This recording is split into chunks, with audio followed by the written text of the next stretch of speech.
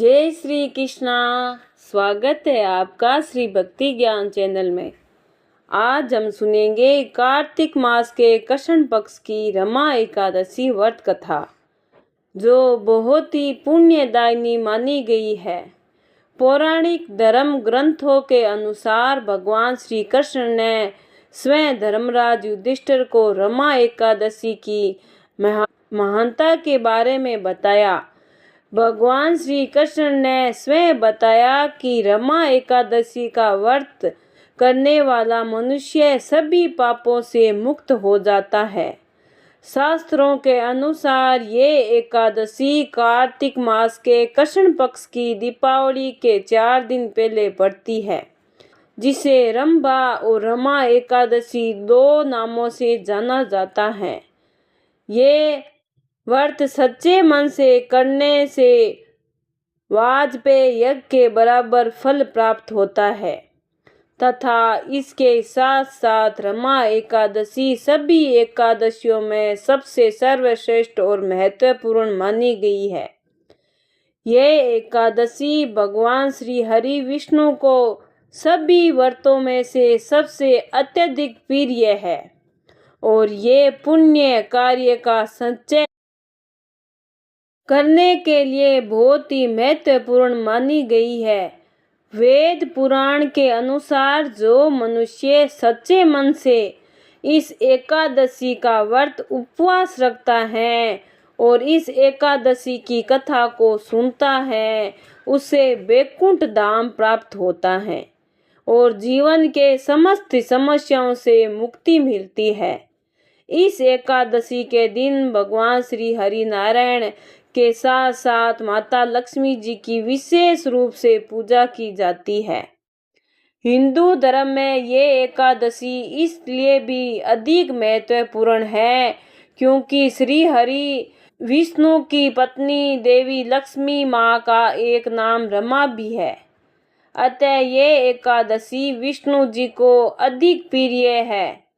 मान्यता है कि ये एकादशी के दिन भगवान विष्णु के श्री कृष्ण स्वरूप की भी पूजा करनी चाहिए, क्योंकि ये रमा एकादशी व्रत कार्तिक मास में पड़ता है और कार्तिक मास भगवान श्री कृष्ण और विष्णु जी का सबसे प्रिय मास है। इस एकादशी का व्रत करने से मनुष्य सभी सुखों और ऐश्वर्य को प्राप्त कर लेता है। अतः दीपावली के पूर्व आने वाली कार्तिक मास के कृष्ण पक्ष की ये एकादशी के ही दिन धन की देवी माता लक्ष्मी को प्रसन्न करने का सबसे सुनहरा मौका होता है।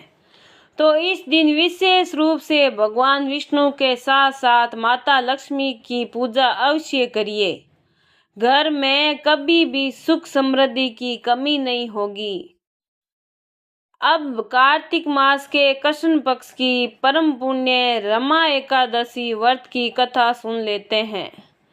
धर्मराज युधिष्ठिर भगवान श्री कृष्ण से कहने लगे, हे भगवान, हे जनार्दन, कृपा करके ये बताइए कि कार्तिक मास के कृष्ण पक्ष की एकादशी का क्या नाम है, इसकी क्या विधि है तथा इसके करने से क्या फल प्राप्त होता है।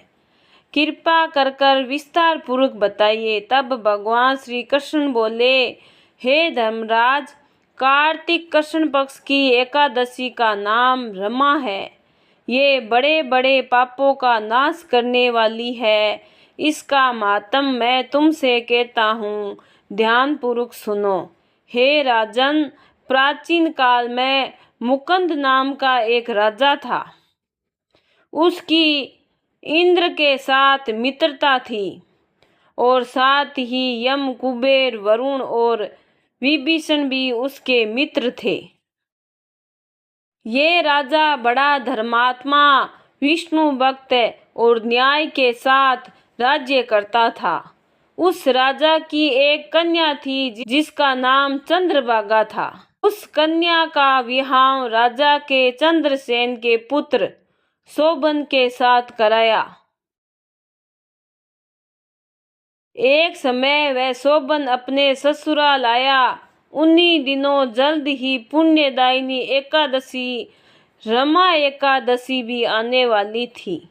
जब रमा एकादशी का दिन समीप आ गया तो चंद्रभागा के मन में अत्यंत सोच उत्पन्न हुआ। वह मन में विचार करने लगी कि मेरे पति अत्यंत दुर्लभ है और मेरे पिता की आज्ञा अति कठोर है। दशमी को राजा ने ढोल बजवाकर सारे राज्य में ये घोषणा करा दी कि एकादशी को भोजन नहीं करना है। ढोल की घोषणा सुनते ही शोभन को अत्यंत चिंता हुई। वह अपनी पत्नी चंद्रभागा से कहने लगा कि हे प्रिय, अब क्या करना चाहिए? मैं किसी भी प्रकार भूख नहीं सहन कर सकूंगा। कोई ऐसा उपाय बताओ जिससे मेरे प्राण बच सके, अन्यथा उपवास करने से मेरे प्राण अवश्य चले जाएंगे। तब चंद्रभागा कहने लगी कि हे स्वामी, मेरे पिता के राज्य में एकादशी के दिन कोई भी भोजन नहीं करता। हाथी, घोड़ा, ऊंट, बिल्ली, गौ आदि भी तृण, अन्न, जल आदि ग्रहण नहीं कर सकते। फिर मनुष्य का तो कहना ही क्या। यदि आप भोजन करना चाहते हो तो किसी दूसरे स्थान पर चले जाइए, क्योंकि यदि आप यहीं रहना चाहते हो तो आपको अवश्य ही ये एकादशी व्रत करना पड़ेगा। पत्नी की बात सुनकर शोभन कहने लगा कि हे प्रिय, ठीक है, फिर अगर यही बात है तो मैं ये व्रत अवश्य करूँगा। जो भाग्य में होगा वह देखा जाएगा। इस प्रकार से विचार कर शोभन ने एकादशी व्रत रख लिया और वह भूख और प्यास से अत्यंत पीड़ित होने लगा। तो जब सूर्य देव अस्त हो गए और रात्रि को जागरण का समय आया, जो वैष्णव को अत्यंत हर्ष देने वाला था, परंतु शोभन के लिए अत्यंत दुखदायी हुआ। प्रातःकाल होते ही शोभन के प्राण निकल गए। तब राजा ने सुगंधित काष्ठ से उसका दाह संस्कार करवाया, परंतु चंद्रभागा ने अपने पिता की आज्ञा से अपने शरीर को दग्ध नहीं किया और शोभन की अंत्येष्टि क्रिया के बाद अपने पिता के घर में ही रहने लगी। रमा एकादशी के प्रभाव से शोभन को मद्राचल पर्वत पर धन धान्य से युक्त तथा शत्रुओं से रहित एक सुंदर देवपुर प्राप्त हुआ। वह अत्यंत सुंदर रत्न और वैदुर्य मणि जटित स्वर्ण के खंभों पर निर्मित अनेक प्रकार की मणियों से सुशोभित भवन में बहुमूल्य वस्त्र, आभूषणों तथा छत्र से विभूषित गद्र और अप्सराओं से युक्त सिंहासन पर आरूढ़ ऐसा शोभायमान होता था मानो दूसरा इंद्र विराजमान हो। एक समय मुकुंद नगर में रहने वाले एक सोम शर्मा नामक ब्राह्मण तीर्थ यात्रा करता हुआ घूमता घूमता उधर आ निकला और उसने शोभन को पहचान कर कहा कि ये तो राजा का जमाई शोभन है। वह उसके निकट आया। शोभन भी उसे पहचान कर अपने आसन से उठकर उसके पास आया और प्रणाम आदि करके कुशल प्रश्न किया। ब्राह्मण ने कहा कि हे राजा मुकुंद, और आपकी पत्नी कुशल से हैं? नगर में सभी प्रकार से कुशल हैं, परंतु हे राजन, हम आश्चर्य हो रहे हैं। आप अपना वार्तांत कहिए कि ऐसा सुंदर नगर जो ना कभी देखा ना सुना, वो आपको कैसे प्राप्त हुआ? तब शोभन बोला कि हे गुरुदेव, कार्तिक कृष्ण की रमा एकादशी व्रत करने से मुझे ये नगर प्राप्त हुआ, परंतु ये अस्थिर है। ये स्थिर हो जाए ऐसा उपाय कीजिए। तब ब्राह्मण कहने लगे कि हे राजन, ये स्थिर क्यों नहीं है और ये कैसे स्थिर हो सकता है? आप बताइए, फिर मैं अवश्य ये उपाय करूँगा जिससे ये स्थिर हो जाए। मेरी इस बात को आप मिथ्या ना समझिए। तब शोभन ने कहा कि मैंने इस व्रत को श्रद्धा रहित होकर किया है, अतः ये सब कुछ अस्थिर है। यदि आप राजा मुकुंद की कन्या चंद्रभागा को ये सब वार्तांत कहे तो ये स्थिर हो सकता है। तब शोभन की बात सुनकर उस श्रेष्ठ ब्राह्मण अपने नगर लौटकर चंद्रभागा से ये वार्तांत कह सुनाया।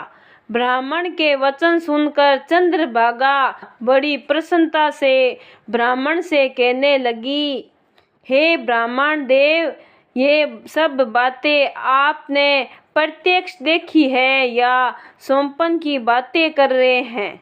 तब ब्राह्मण कहने लगे, हे पुत्री, मैंने महावन में तुम्हारे पति को प्रत्यक्ष देखा है, साथ ही किसी से विजय ना हो ऐसा देवताओं के नगर के समान उनका नगर भी देखा है।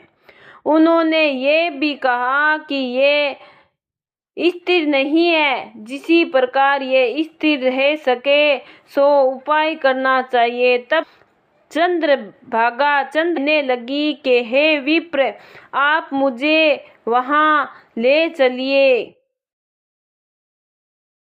मुझे पतिदेव के दर्शन की तीव्र लालसा है। मैं अपने किए हुए पुण्य से उस नगर को स्थिर बना दूंगी। आप ऐसा कार्य कीजिए जिससे उनका हमारा संयोग मिलन हो, क्योंकि वियोगी को मिला देना महापुण्य है। सोम शर्मा ये बात सुनकर चंद्रभागा को लेकर मद्राचल पर्वत के समीप वामन देव ऋषि के आश्रम पर गए। वामन देव जी ने सारी बात सुनकर वेद मंत्रों के उच्चारण से चंद्रभागा का अभिषेक कर दिया। तब ऋषि के मंत्र के प्रभाव और एकादशी के व्रत से चंद्रभागा शरीर दिव्य हो गया और वह दिव्य गति को प्राप्त हुई। इसके बाद बड़ी प्रसन्नता के साथ अपने पति के निकट गई। अपनी प्रिय पत्नी को आते देखकर शोभन अत्यंत हर्षित हो उठा और उसे बुलाकर अपनी बाईं तरफ बिठा लिया। चंद्रभागा कहने लगी, हे प्राणनाथ, आप मेरे पुण्य को ग्रहण कीजिए। अपने पिता के घर जब मैं 8 वर्ष की थी तब से विधि पूर्वक एकादशी के व्रत को श्रद्धा पूर्वक करती आ रही हूँ। इस पुण्य के प्रताप से आपका ये नगर अब स्थिर हो जाएगा तथा समस्त कर्मों से युक्त होकर प्रलय के अंत तक रहेगा। इसी प्रकार चंद्रभागा ने दिव्य आभूषणों और वस्त्रों से सुसज्जित होकर अपने पति के साथ आनंदपूर्वक राज्य और अनेक सुख भोगे। अंत में भगवान श्री कृष्ण धर्मराज युधिष्ठिर से कहते हैं कि हे राजन, ये मैंने रमा एकादशी की कथा और महात्म्य तुमसे कही।